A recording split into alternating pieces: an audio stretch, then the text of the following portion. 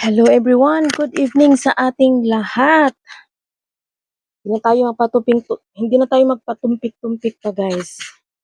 Maraming mga nagbibigay at nagsisend sa atin ng mga short clips about dito sa mga nangyayari ngayon. Ng mga sponsor versus Kalingap Edu.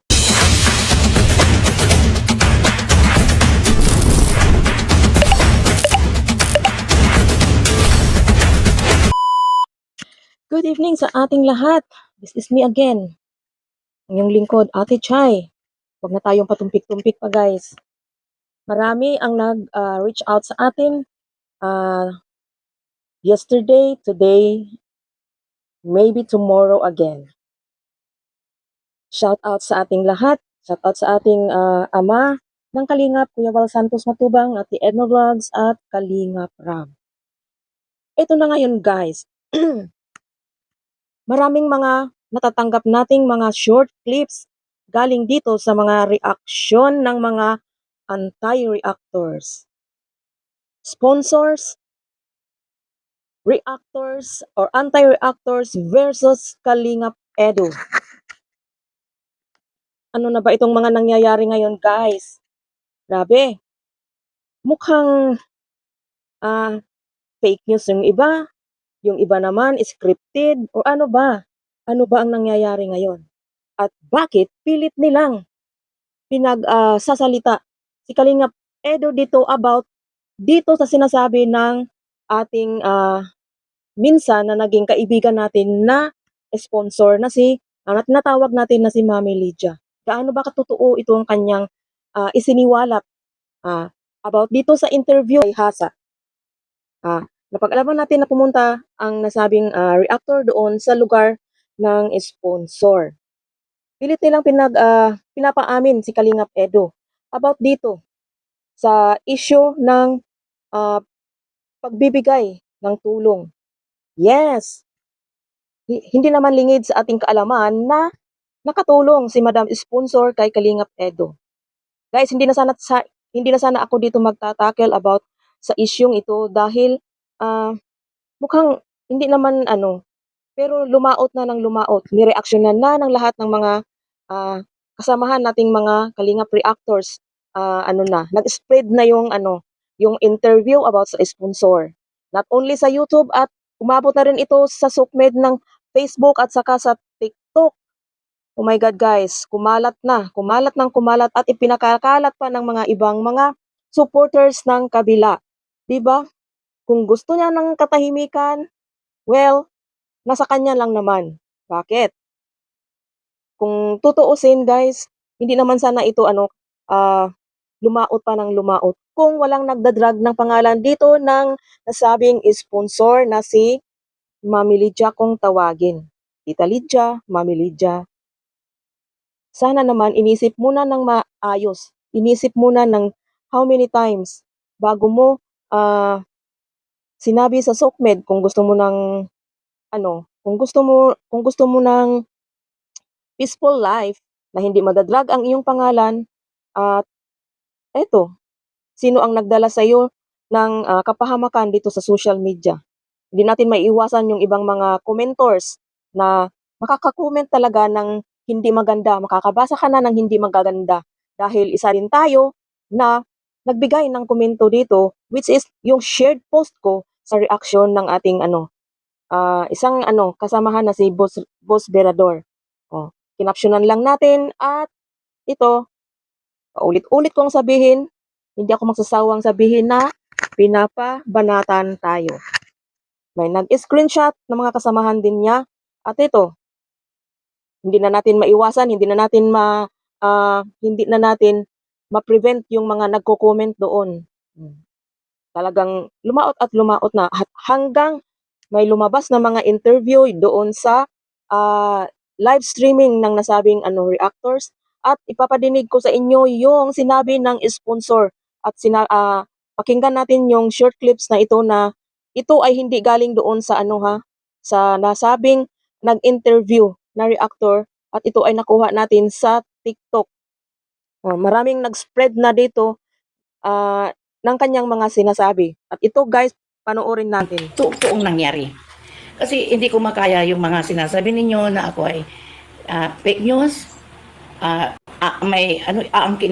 Aangkinin ko yung sasakyan ni Edo.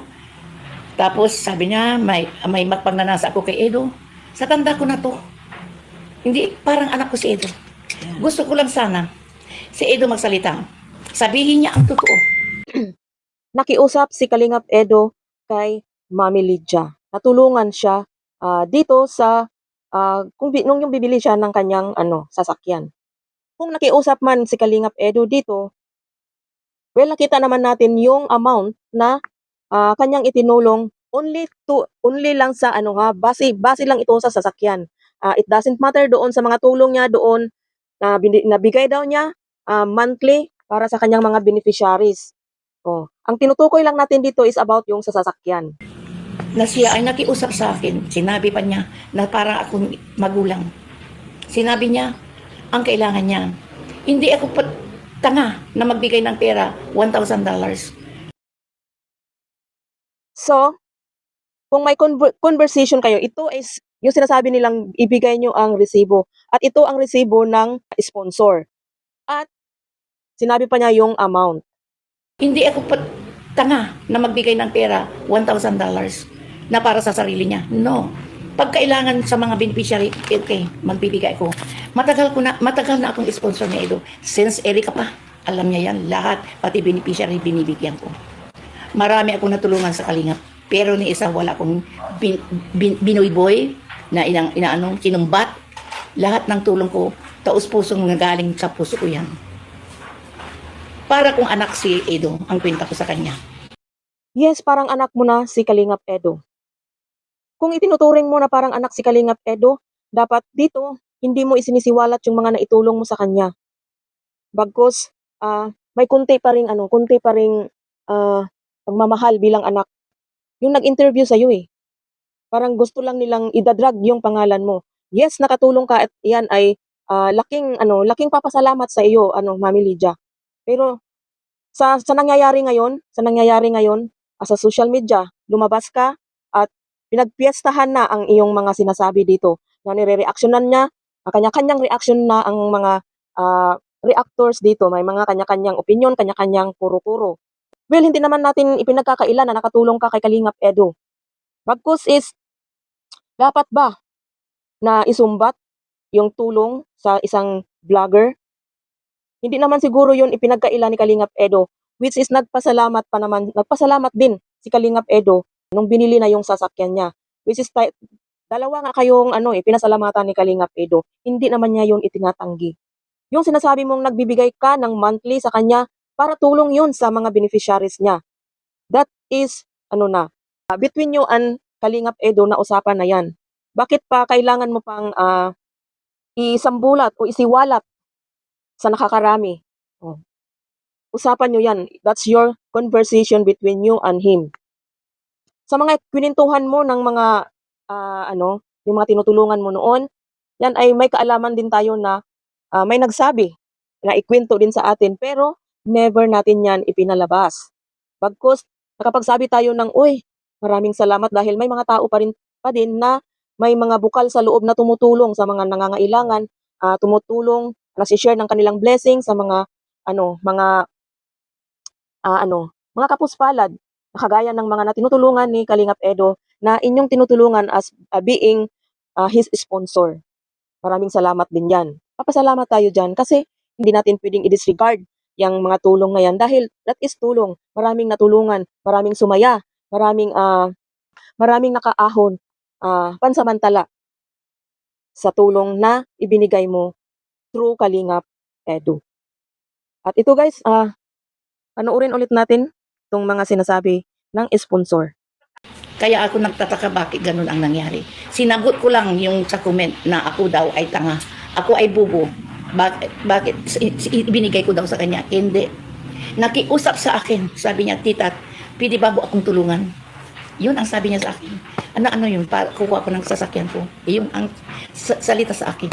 Kaya ako, baliwala sa akin niya. So kung nakiusap si Kalingap Edo, ito na ngayon ang ngayon. Nagbigay ka. Sabi mo nga hindi ka tanga na magbigay ng yung pansarili lamang. Magbibigay ka ng sa pantulong. Ulitin ko nga, Nakiusap sa akin, sabi niya, "Tita, pwede ba mo akong tulungan?" Yun ang sabi niya sa akin.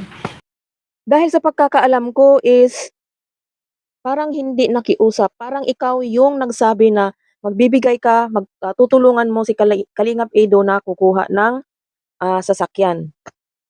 So andun na tayo doon, tutulungan.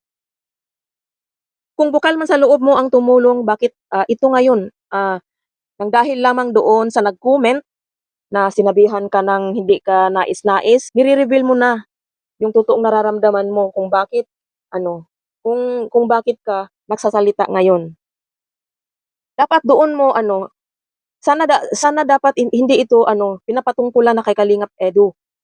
Dapat doon sana sa nag-comment, yun ang dapat bakbakan, yung kung sino man yung nag-comment na yun, na sinabihan ka ng hindi ka nais-nais. Siya lang yung dapat na na bigyan mo ng pansin.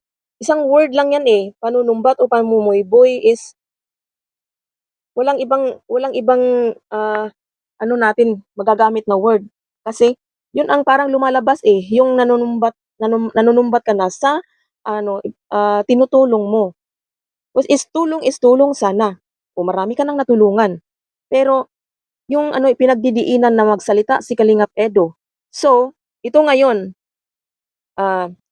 ibigay mo yung conversation nyo na nagsasabi na nag-a-ask si Edo ng nag-a-ask siya ng tulong sa'yo. Yung humihingi siya ng tulong sa'yo na para pandagdag or bibili siya ng kanyang sasakyan. Yung conversation lang naman. Oh, pwede sigurong i-reveal mo na rin yung conversation nyo para matapos na ito. Kasi dito wala tayong maririnig galing kay Kalingap Edo. Puro lang naman mga reaction ng mga reactors ang lumalabas. Wala tayong naririnig na galing kay Kalingap Edo na yung mga kina-counterpart yung mga sinasabi nyo, kina-counterpart yung mga sinasabi at ibinabato ng mga reactors na yung mga reactors dyan. Oh, dahil ba sa laking galit nyo na kisyo, marami ang hindi pa rin natitigil yung mga pagre-reaksyon ng ibang mga reactors against doon sa dalaga. So ang binabalikan nyo is si Kalingap Edo. 'Di ba napaka-unfair 'yun, guys? Napaka-unfair talaga, unfair.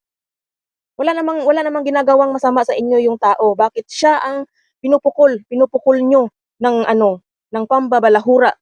I should say and I will say na pambabalahura kasi iba na 'to Araw-araw na lang naririnig natin yung mga paninira sa kanya, kisyusig ganito, about sa babae, about sa girlfriend, at kinakalkal pa yung mga nakaraan kung totoo man yan. At may mga bago na naman akong naririnig dito. Ang mga lumalabas doon sa TikTok, marami ang mga lumalabas na mga mga against sa kanya, yung kisyo, pinababa siya. Hanggang sa muli nating pagkikita at hanggang sa muli na nating pag-reaction. Bye!